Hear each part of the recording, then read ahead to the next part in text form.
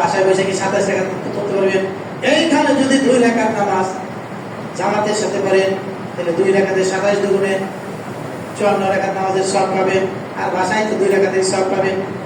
আল্লাহর হাবিব জনাবে মুহাম্মদুর রাসূলুল্লাহ সাল্লাল্লাহু আলাইহি ওয়াসাল্লাম আর বলেন, কি বলেন? আসফালা সালাতিন আলা মুনাফিকিন আসফালা সালাওয়াতি আলা মুনাফিকিন। মুনাফিকদের জন্য সবচেয়ে কঠিন সালাত হলো, এই মেয়েরা ভালো করে শুনেন, বোঝার চেষ্টা করেন। আল্লাহর হাবিব বলেন আসফালা সালাওয়াতি আলা মুনাফিকিন, মুনাফিকদের জন্য সবচেয়ে কঠিন সালাত হলো কি? সালাতুল ইশা ওয়া সালাতুল ফাজর, ফজরের নামাজ এবং এশার নামাজ। বুঝেন নাই? আপনাকে এখানে মুনাফিক আছেন? কে কে মুনাফিক? হাত তোলেন।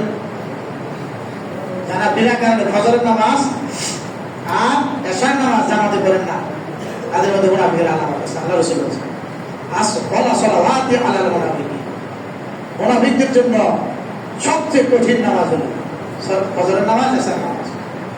তাহলে আজকে যারা এশায় আসবেন না, গতকাল যারা আসেন নাই, ফজরে আসেন নাই, অথচ অসুস্থ না, এরাই হলো মুনাফিক। এদের মধ্যে মুনাফিকের আলামত আছে। কেনা কেনা কে কে হাত তুলে দেখান, আল্লাহ আপনার মুনাফিক। এখানে মুনাফিক নাই? ফজর নামাজ আসেন নাই কে? অথচ কোনো রোগ ছিল না, সুস্থ ছিলেন, সেহরি খেয়ে বিছানে শুয়েছেন, আসলেন না, আপনার নামাজটা কি হলো? আপনার নামাজটা কি হলো? আল্লাহ রাসূল কি বলেন? এই 2 সালাতের মধ্যে কত কল্যাণ আছে তারা যদি জানতো, হামাগুড়ি দেওয়া হলো মসজিদে আসতো। হামাগুড়ি বুঝেন? হামাগুড়ি দেওয়া হলো মসজিদে আসতো। অন্য হাদিসে আল্লাহ রাসূল বলেছেন, কি বলেছেন? যদি এই মুনাফিকের বাচ্চারা জানতো মসজিদে গেলে 1 টুকরা মাংস পাওয়া যাবে, গরুর হাড় পাওয়া যাবে, রান পাওয়া যাবে, তাহলে তারা এই দৌড়িয়া মসজিদে আসতো। তাহলে যারা মুনাফিক তারা ফজরের সালাতের গুরুত্ব, এশার সালাতের গুরুত্ব বুঝে না। যখন আপনার পাশে কেউ থাকে, যখন দেখবেন যে ফজরের সালাত নিয়ে গরিবসি করছে, এশার সালাত নিয়ে গরিবসি করছে, তখন ধরে নেবেন যে এই লোকটাই মুনাফিকের আলামত আছে, মুনাফিক।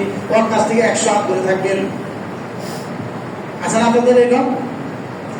যারা ফজরের সালাত মসজিদে পড়বে না, এশার সালাত পড়বে না, তার কাছ থেকে দূরে থাকবেন, তার সাথে বন্ধুত্ব করবেন না, তাহলে দাঁত দেওয়া খাওয়াবেন না, কেন? সে তো মুনাফিক। আল্লাহর হাবিব জনাবে মুহাম্মদ রাসূলুল্লাহ সাল্লাল্লাহু আলাইহি ওয়াসাল্লাম একটা কঠিন কথা বলেন, ওয়ালাকাদ হামামতু আন আমুরা বিস সালাত। আল্লাহ রাসূল বলেন, আমার মনে চায় আমি সালাতের জন্য নির্দেশ দেই, আমি ইচ্ছা করি, আন আমুরা নির্দেশ দেই বিস সালাত, নামাজের জন্য, ফাতুকামা সুম্মা আমুরা রাজুলা, অথবা আমার জায়গায় আরেকজনকে ইমাম বানিয়ে দেই, ফায়সাল্লি বিন নাস, সে মানুষের নামাজ পড়াবে, সুম্মা আনতালিকু মাইয়া বিরিজালিন মাহু, অথবা আমি লোকজন নির্দেশ দিই আর আমি লাঠি হাতে কিছু লোককে নিয়ে ওই সব লোকদের কাছে যাই। এই মেয়েরা ভালো করে শুনেন, আল্লাহ রাসূল কি বলেন? সুম্মা আমুরা রাজুলান ফায়সাল্লি বিন নাস, আমার এই ইমামতির জায়গায় একজনকে দাঁড় করিয়ে দিব, সে মানুষের নামাজ পড়াবে, সুম্মা আনতালিকু মাইয়া বিরিজালিন মাহু, বোঝাবো। অথবা কিছু লোক নিয়ে আমি আর কিছু লাঠি নিয়ে চলে যায় কোথায়? ইলা কওমিন, ওই লোকদের বাড়িতে, ওই লোকের কাছে, লা ইয়াসাদুনা সালাত, নামাজ আসে নাই। তারপর কি করবো? হাও হাদিকু আলাইহিম বুয়ুতাহুম মিন নার, আগুন দ্বারা তাদের বাড়ি ঘরকে আমি জ্বালিয়ে দেই। আস্তাগফিরুল্লাহ। ঢুকে ঢুকে ঢুকে কলবে ঢুকে কিচ্ছু বুঝেন না, না? কি বলছে আল্লাহ রাসূল? যে আমি আমার জায়গায় অন্য কাউকে ইমাম বানিয়ে নাম দেই, সে মানুষদের নামাজ পড়াবে, আর আমার সাথে কিছু লোক নেই, কিছু লাঠি নেই, যারা মসজিদে আসে নাই, তাদের বাড়িতে গিয়ে কি করি? আগুন দিয়ে জ্বালিয়ে দিই, পুড়িয়ে দিই, সারখার করে দিই, রশ্মি হতে পারে। তবে শিশু আর অসহায় মানুষ আছে তাদের অন্য হাদিস আছে। লাস্টে যারা মসজিদে ফজর আসেন নাই, হাত তোলেন, আমরাও আপনাকে বাড়ি ঘর জ্বালিয়ে দিই। এটা আল্লাহ আমার তো আল্লাহ রাসূল ইচ্ছা করছে, আল্লাহ রাসূলের এই আকাঙ্ক্ষাটা আমরা বাস্তবায়ন করি।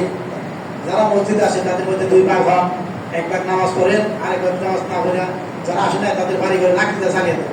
এটা শরীয়তের বিধান। কেন তুমি মসজিদে আসবো না? তুমি তো মুসলমান, তুমি নিজেকে মুসলিম দাবি করো। এই নামাজের গুরুত্ব আল্লাহ রাসূল অন্য হাদিসে আরো অনেক এই নামাজের ব্যাপারে বলেছেন।